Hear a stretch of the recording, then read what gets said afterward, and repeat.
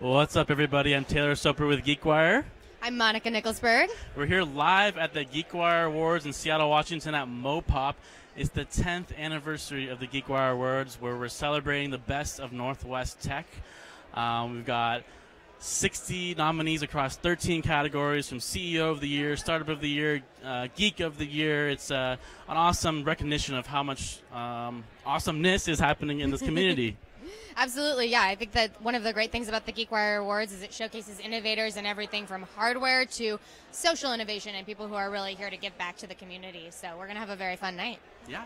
And we'll be bringing in guests. They're just walking in, and they're getting their name tags, getting their drinks, some food, and it's really one big party. It's kind of like the Oscars of Pacific Northwest tech. Except more epic, I think. Way more epic. And hopefully fewer blunders than the Oscars. True, true. We're not going to, well, knock on wood, but let's try not to misannounce any of the winners. Right, and so our first guest, if you will, is Jonathan. Come on up. Come on up. This is Jonathan Sposato, GeekWire chairman. Right in the middle, right Mr. Here Jonathan. in the middle. There's a piece of tape there. Yeah, yeah. Cool. That's how the magic happens, I guess. Through tape. So, Jonathan, what award are you most excited to see this night tonight? Oh, gosh, I'm excited to see all of them, but my personal favorite is sort of like the Geek of the Year one. And the reason why is because it's sort of the most expansive, anything goes category. It could be anyone from any part of the industry. It doesn't have to be a CEO or like a founder or somebody like that. So I think it's going to be really fun to see who that's going to be, especially because this is an amazing, there's an amazing list of nominees. So. Jonathan, we didn't even say who you are. Tell us a bit. Who he is. Oh, you did? Oh, I'm sorry. I'm just sneaky and fast. Okay, yeah. But we can, it's worth saying twice. Jonathan is GeekWire's chairman. Yes, thank you so much. Which means I basically do nothing, and I get out of the way of hardworking people, smart people like these two, like Taylor and Monica. And I just want to say thank you for doing such a great job. You guys always bring it. I read your articles every day. Literally, I read them. And it's great. It's just, you guys are doing great. Thank you, Jonathan. So how many awards is this for you now? This is, so it's technically my 10th. Because, so you've been from the beginning. I've been there from the beginning, from day one. And actually, this is in some ways a measure of how our tech industry has really grown over the last 10 years. I mean, when it first started with Marcello Calbucci, who I think will be here tonight, the very first one, it was something that was, it was, in fact, I get a little emotional thinking about it. I mean, there were like maybe 150 people. I'm not even sure if it was that many. And then we would just, kind of run into the same wonderful people, Glenn Kelman and Rich Barton and those folks. And now the industry is completely different and more wonderful in several ways. We're more diverse. The companies are higher valuation. There's a greater deal pipeline for investors and VCs. More women in leadership positions here in Seattle in the tech ecosystem. So a lot of really great things happening. Yeah. Where do you feel like the tech industry in Seattle could improve? Well, always room for improvement. I honestly, I would like to see us take bigger, bolder chances. And so I do think that an interesting critical success factor for the Bay Area, so if I was to kind of always get on my Seattle high horse about like, oh, we are just as smart as them and we are just as cool and just as successful. Maybe even cooler. Yeah, even cooler, I think. And I think there are some really great cultural things that we do differently up here. The one thing that we are missing that I think Seattle could do better is take more chances. And I think that the investor community could also take a lot more risk in terms of the kinds of companies they fund. And sometimes the really, truly out-of-the-box thing versus the enterprise thing that looks like the last enterprise thing, we need to take more chances on the first. Take bigger risks, Seattle. Yeah. So this is just the beginning, maybe. This is just day one. That's right. Yeah, yeah.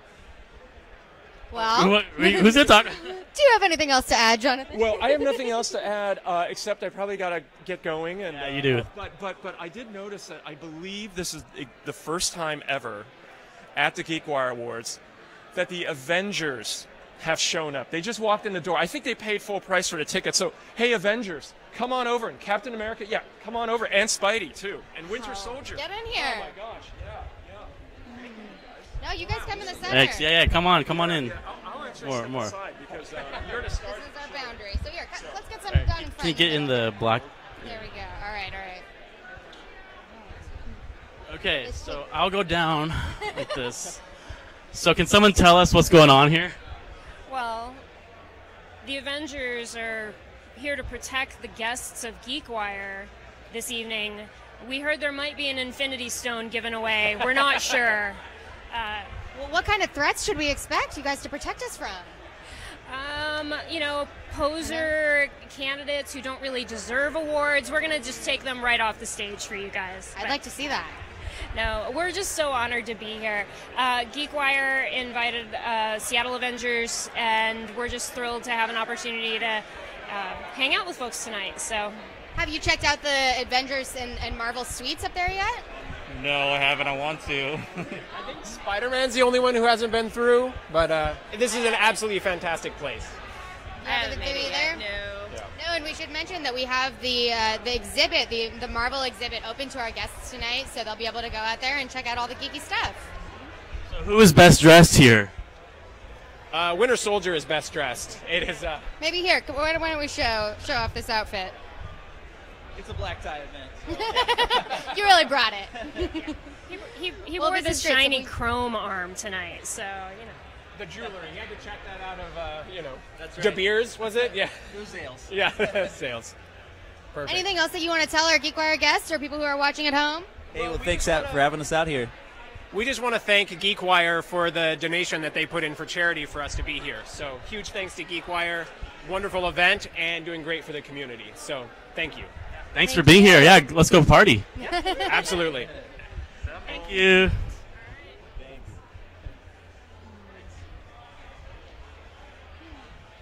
Did you know they were going to be here? I did not know. That was unexpected, and one of the more costumes are really good. That was pretty badass. Yeah, that was cool, and I don't think we've ever had them on the red carpet before. So I don't think so, but it makes me feel like maybe we should do a GeekWire Halloween event, and each one of us, like, we could all be emojis or something. Ooh, that would be good. I love group costumes.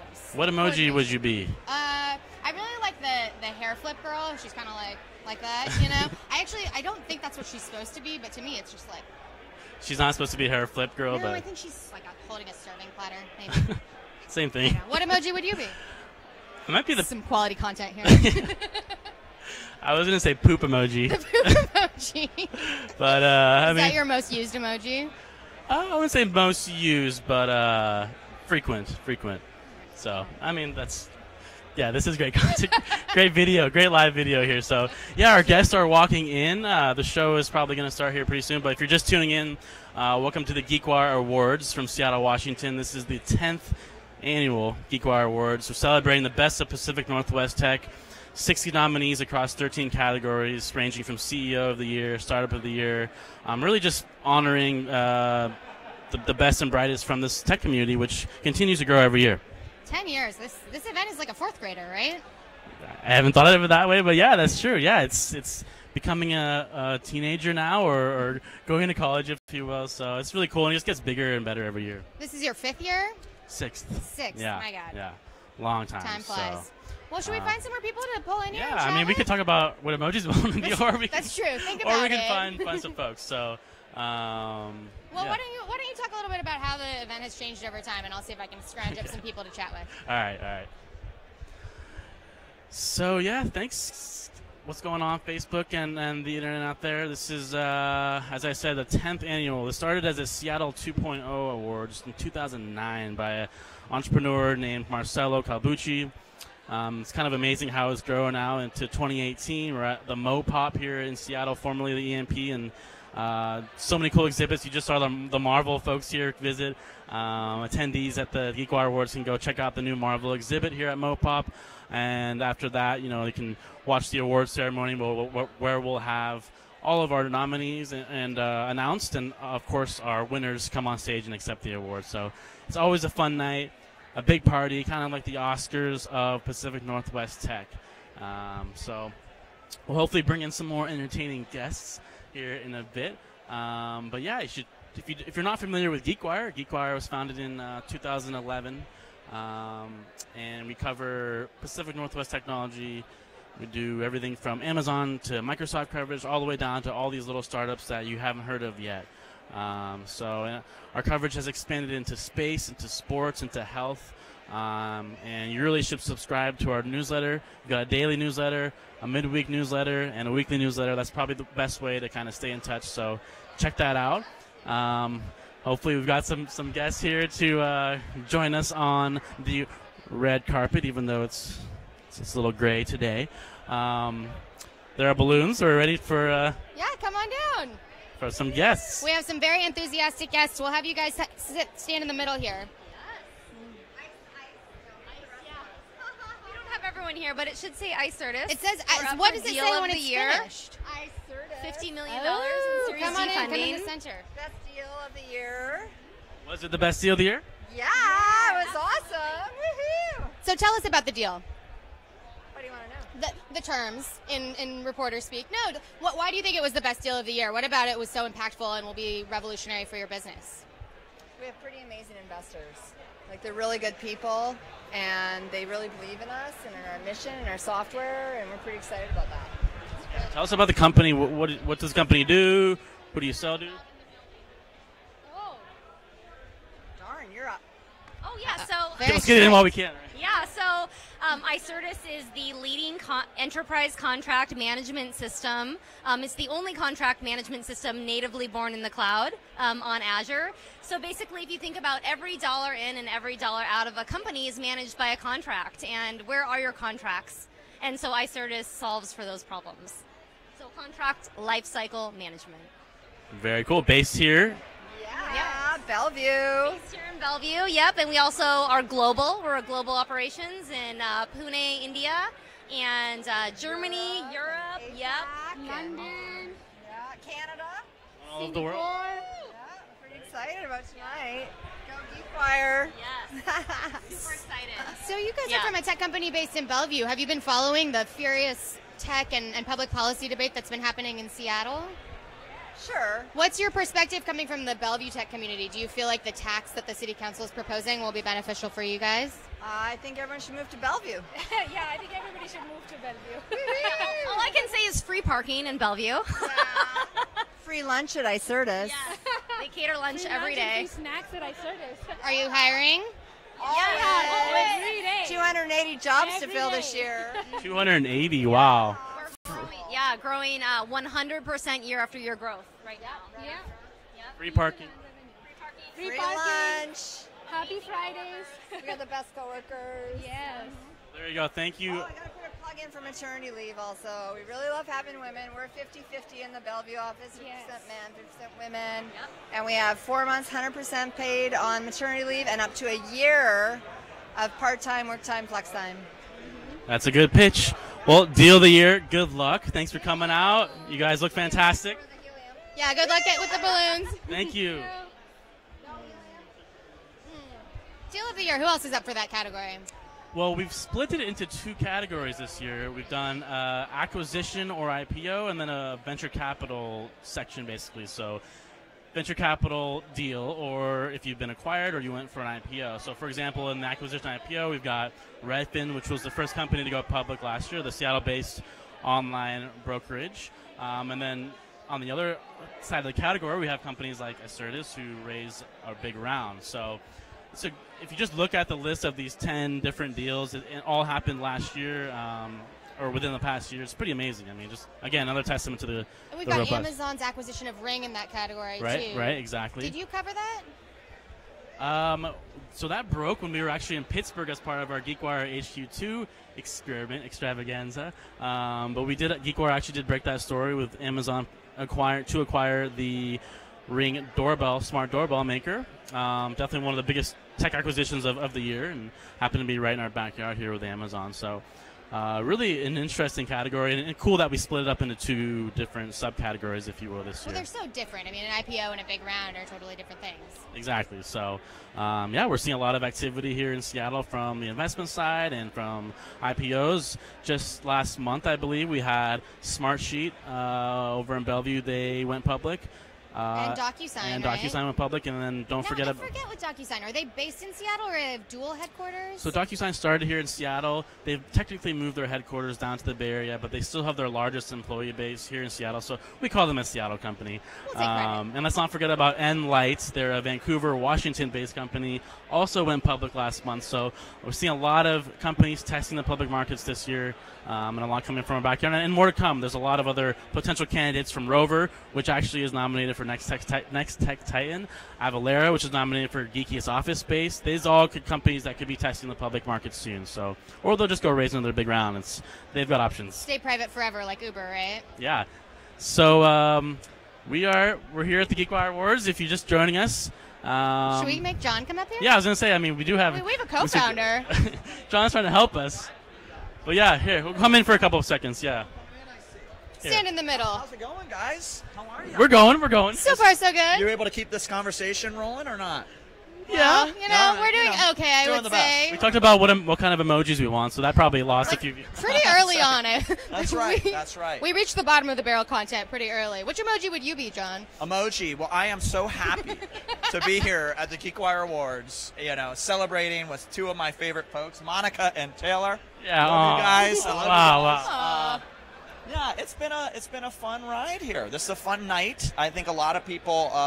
It's great because it brings the community together for across a wide spectrum of categories, from gigantic companies like T-Mobile to tiny little startups like CrowdCow to nonprofits like TAF to So it's a real interesting mix and celebrates a lot of different aspects of the tech community. So it's quite fun. And number 10. Number 10. A lot of people don't understand, because GeekWire is just over 7 years old. So how can there be 10 GeekWire Awards? So that's a little trivia question for all the viewers out there to try to figure out how that actually happened. Are you going to give the answer? Should I? I think you should. Well, this award show actually predates GeekWire. It was the Seattle 2.0 Awards, and GeekWire ended up taking over that award show, and continuing the tradition. For the great Marcelo Calbucci, who was a co-founder of a Seattle startup and who is now moving back to Seattle after being in London for a number of years. So, yeah. How have you seen the GeekWire Awards evolve over the past decade? Well, I mean, if you look at the original video, where it was just kind of a screen with a little logo on the thing, and now we're on this, in this great venue at MoPOP with 1,000 people or close to 1,000 people coming out, and a massive screen and higher production value. But at its essence, it's kind of the same, of celebrating the community and everything that's great about the innovation ecosystem here, and it's still quite a fun. We've always made it a fun event, and I've tried to pull the community together in interesting and fun ways. So it's not changed in style and content too much. We've changed some awards categories here and there. I was looking back at the history a little bit, and Taylor, I think you were at GeekWire at the time, but we even had we had awards like, we had Perk of the Year at one point. We had Geekiest Coffee Shop. We had a lot of weird awards in there, but it makes it fun though. It's good to mix it up. So I'll scout somebody interesting to come and talk to you guys. Do you guys need some? I mean, this is fantastic, but yeah. You don't like just talking to me? No, I'm gonna get somebody. I did just see one of our finalists come in, the CEO of Kensai. I saw him as well. Did you see him come in? Now Kensai is a really interesting University of Washington spin-out. UW Tacoma spin-out. Yes, exactly, in the AI health space, and I think they're up for Innovation of the Year, if I'm not mistaken. So let me go track down our Kensai friends and see if they'll come over and talk to you. Well, John Cook, thanks for joining us on this. Thanks for having me. Love you guys. Great work. Keep up the red carpet action. I know it's a stressful, No, it's being nothing here but laughs up here. All right. Well, let me go find somebody for you guys. Thank you, John Thanks, Cook. John. That's GeekWire co-founder. Thank you. Thanks. Have fun. So, what do you think was the biggest tech news story of the past year? The biggest tech news story. Wow. I mean, you got to probably start with Amazon. They're right in our backyard. And I mean, they probably have 50 announcements or stories that you could pick from. HQ2. That's number one to me. Yeah, I mean, soon to be decided, but. We would love to sure, interview come you. on down. Please Oh, come the on Riveter. in. Yeah, the Riveter. We'll have you stand right here in the middle. The Riveter is here. Yes, come right on here. down. Come on down. All right, tell us a bit. First of all, welcome to the awards. Thank you. We are so excited to be here tonight. Tell us a bit about who you are and what is the Riveter. So I am Jonna Bell. I'm the head of marketing of the Riveter. And I'm Carrie Mayer. I'm head of growth at the Riveter. So the Riveter is female-forward co-working spaces and community for women and their advocates. So everything that we do with our company is designed for women in business to succeed. We have learning and development courses. We've got fast Wi-Fi and coffee, mother's rooms, and we're building a huge community to help women grow their businesses, get funded, all of that fun stuff. And our spaces are inclusive. They're open to all. 20% of our membership is male, and really we need all people at the table to really change the dynamic for women in business, and that's really what we're trying to do, is just provide the support and the resources that they need to amplify and get to the next step in their careers. Yeah, absolutely. And we're opening in LA as well. So we've got 2 spaces in Seattle. We've got a major announcement coming soon about this area as well. And then we're keep us updated. in LA. We will do that. Yes. So it's been a wild ride for you. You won Newcomer of the Year, I think, just a few days after you'd opened your doors at the GeekWire Awards in 2017. Is that right? Yep. 2017. What's changed since then? Oh my gosh. Well, we're on track to hit 35 locations in 12 cities in the next 5 years. We were just recently, we received our seed funding from Madrona Venture Group, so that was huge news and really has given us this space and the opportunity to grow this and amplify our movement.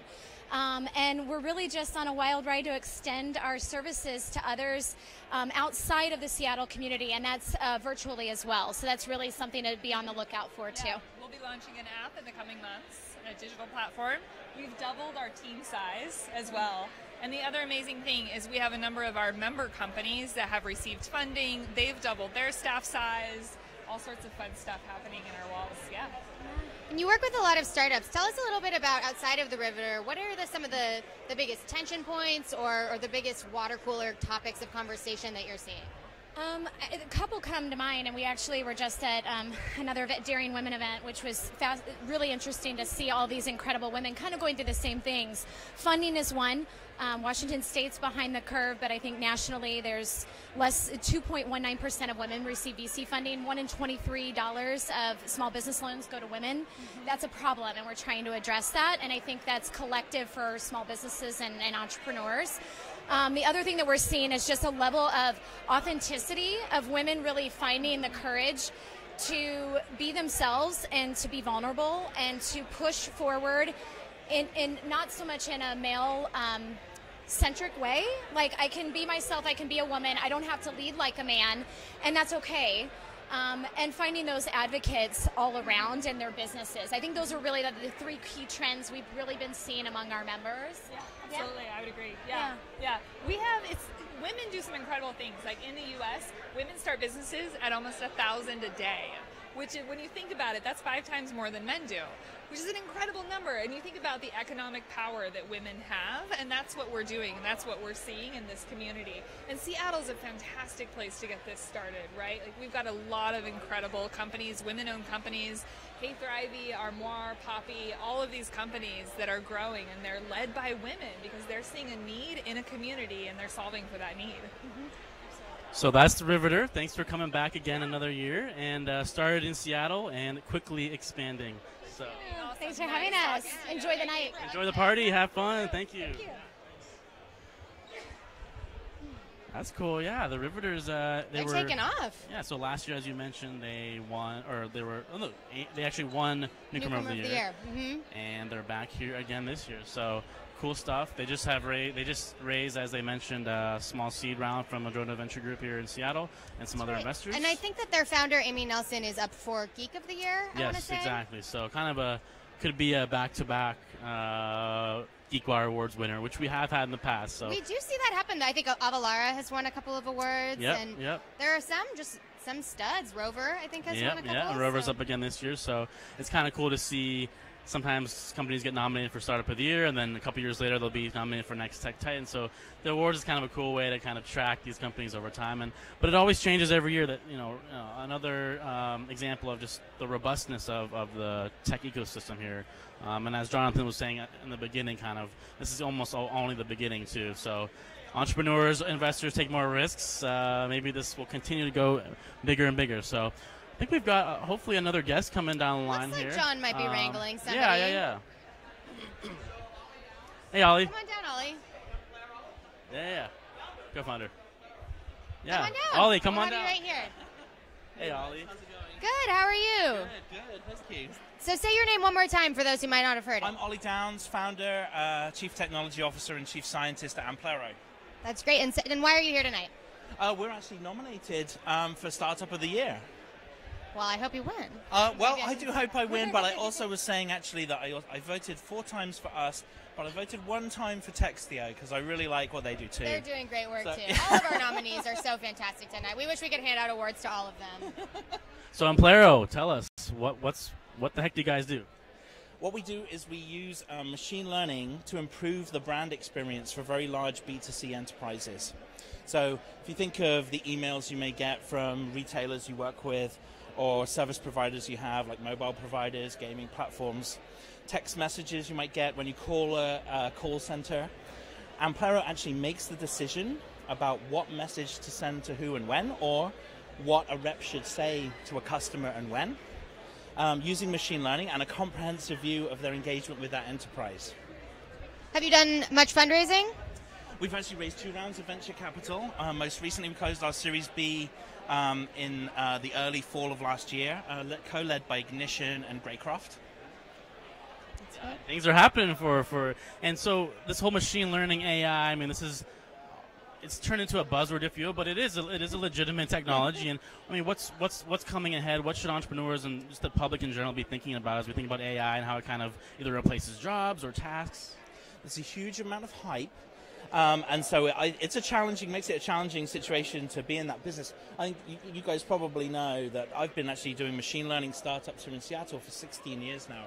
And what I found is that it doesn't really matter what's behind the capability you've built, it's the value of the capability and being able to prove that it has that differentiated impact on the business or the human problem that's in play that makes a difference. And so I think the way to differentiate yourself is really focused today on getting great results and being able to have those referenceable case studies. I think in our case, when you think about consumer marketing, there's a lot of question for us because we drive about 1,000-fold scale up in marketing throughput for the enterprises that we work with. There's been a lot of concern sometimes when we're going to a sale that means a human replacement, but it's such a massive scale up that typically the teams that we worked with have stayed roughly the same in size, if not slightly larger.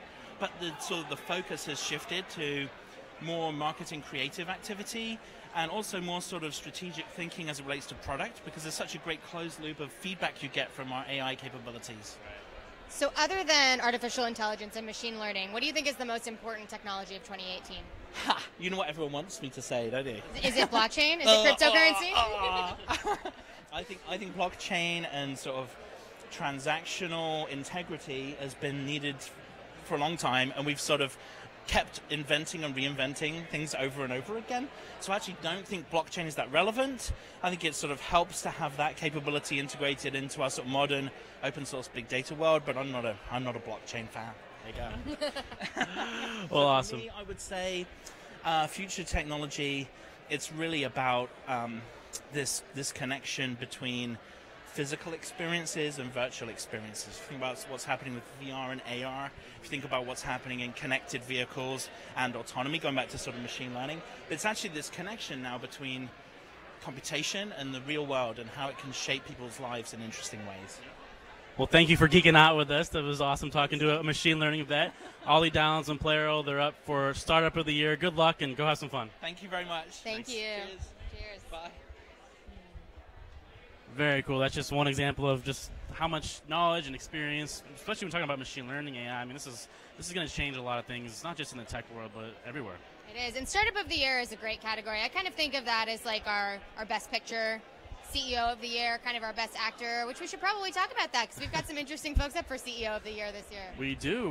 We've got everyone from Sandy Lynn from Skillajar to John Leisure from T-Mobile. And he's actually going to be in the house tonight, so hopefully we'll get a good video interview with him. So make sure you tune into the live stream. We're going to be live streaming the whole show, so stay with us. I know you really want to watch this too. We've got another person to talk to. It looks like Kieran Snyder from Textio up for Startup of the Year. Come on down. Another. We'll have you right here in the middle. Hello. Jensen, you're here. Yeah, come on in. We want both of you. Textio. All right, tell us who you are and what you do. We're Textio. We're an augmented writing platform. So for anything you're writing, Texio can tell you ahead of time who's going to respond based on the language you've used. And we're the founders. That's Kieran, she's the CEO, and I'm Jensen, I'm the CTO. And you are up for Startup of the Year. I was just saying that's sort of like our Best Picture Oscar. Nice. Who are some of your competitors? Is there anyone, if you didn't win, you'd really want them to win? For Startup of the Year? I don't know. I mean, I guess we like to win. I love it. I love the competitiveness. And Kieran, We'd be okay with someone else winning next year. Right. We're not eligible next year. There you go. and Texio, I mean, it's been fascinating just following the growth of the company, and just talk about how far you've come, but maybe more importantly, what's coming up. I mean, are you growing? Are you expanding? Yeah, so, I mean, I think it's amazing because we think back to like 3 years ago when we were like 2 people in a cubicle at WeWork. Now we're 75 people with multiple products in market, you know, hundreds of customers, and growing so incredibly fast. And we have some things in store for later this summer that will literally change the way people write. You're going to give us a scoop, right? We'll give you the scoop You when bet. it's time.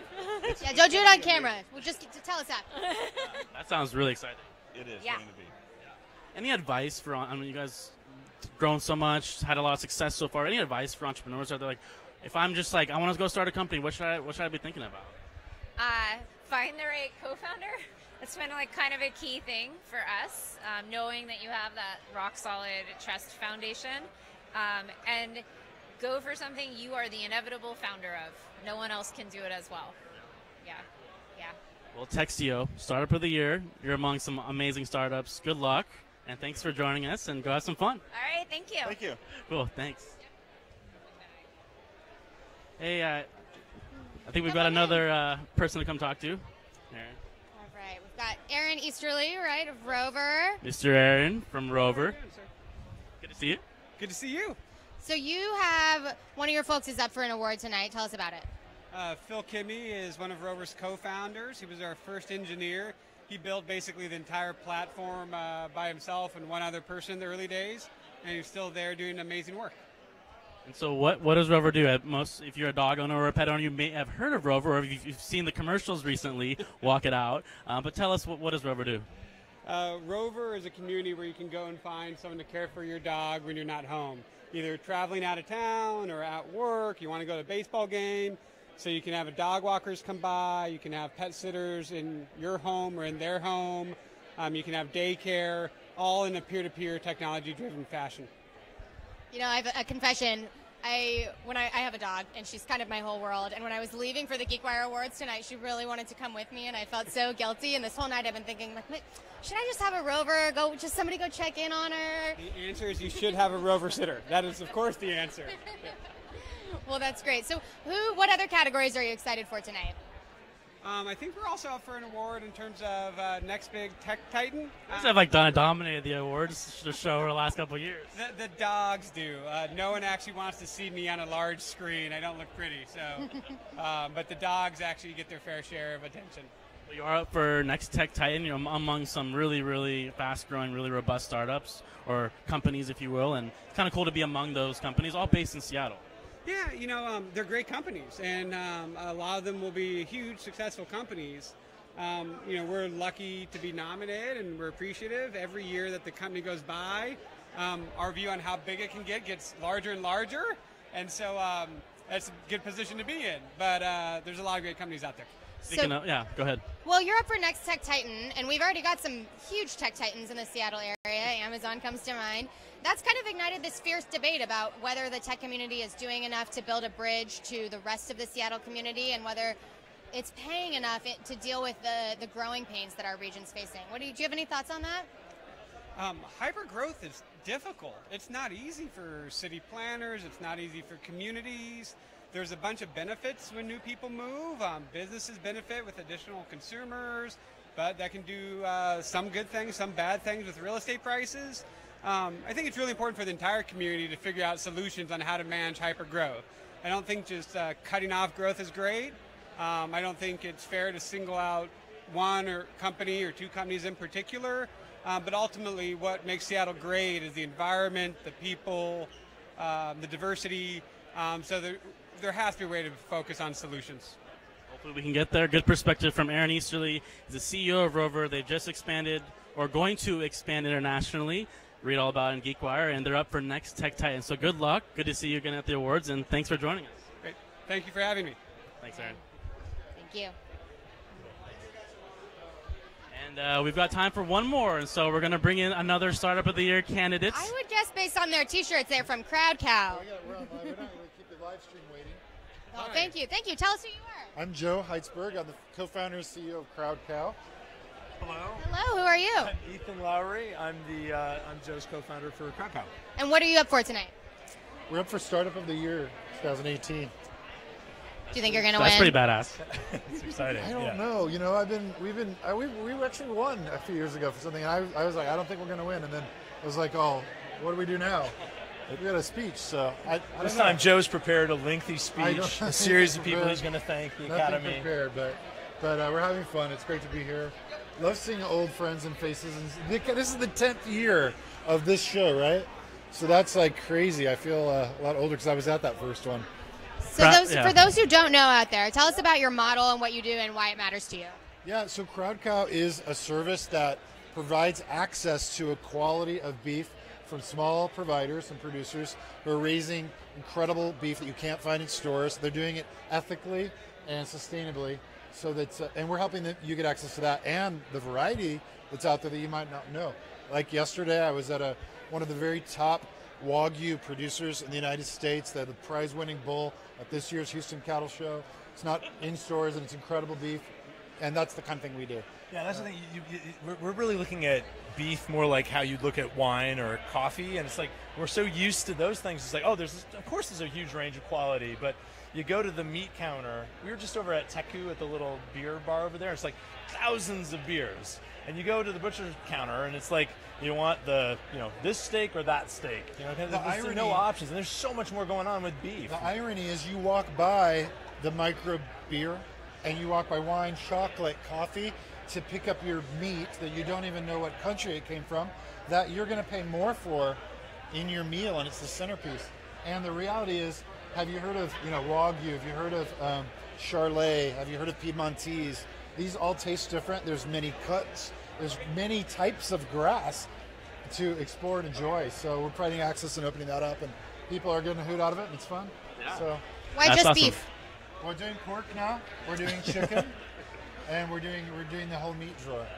So from cows, pork, we just talked to Aaron Easterly from Rover. Dogs, we have all the animals covered here at the GeekWire. We don't do dog. Okay, I wasn't alluding to that. On the menu. That was awesome. But Joe and Ethan, they're up for Startup of the Year. That's Crowd Cow. Thanks for joining us, and good luck. Thanks so much. Thank you. Thanks, guys. Well, is that a wrap? That was kind of fun. I think we got better as we got along. It made me hungry. Yeah. Not for dog, for beef. I didn't mean that, okay, guys? I wasn't saying. There's a horrible joke in there somewhere, but we're not going to make it. Well, thank you all, 1 or 10 or 100 or maybe 1,000 of you who joined us. A million. Let's aim high. Thanks for joining us on the red carpet again. Stay tuned. We're going to be live streaming this GeekWire Awards, the 10th awards here at MoPOP in Seattle, Washington. You'll be able to learn about all the winners from our 13 categories, 60 finalists. It's one big party. So tune into our live stream at geekwire.com or our Facebook page. That was fun. Thanks for doing it. Fun. From GeekWire, I'm Monica Nicholsberg. And I'm Taylor Soper. We'll see you next year.